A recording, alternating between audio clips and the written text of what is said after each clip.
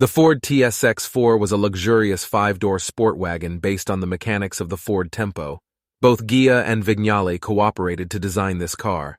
A 120-horsepower, 2.3-liter engine was mounted up front and placed transversely. The car was made of lightweight materials with a projected top speed of 120 miles per hour. The design had a drag coefficient of 0.30, which indicated outstanding performance and aerodynamics.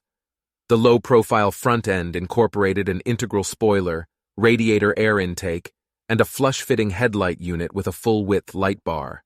The single-section screened glass rear tailgate cut forward into the roof, hinging at the point above the rear seats. All interior controls were mounted on the steering wheel, and the ignition was operated through a high-security, programmable push-button code system located on the center console.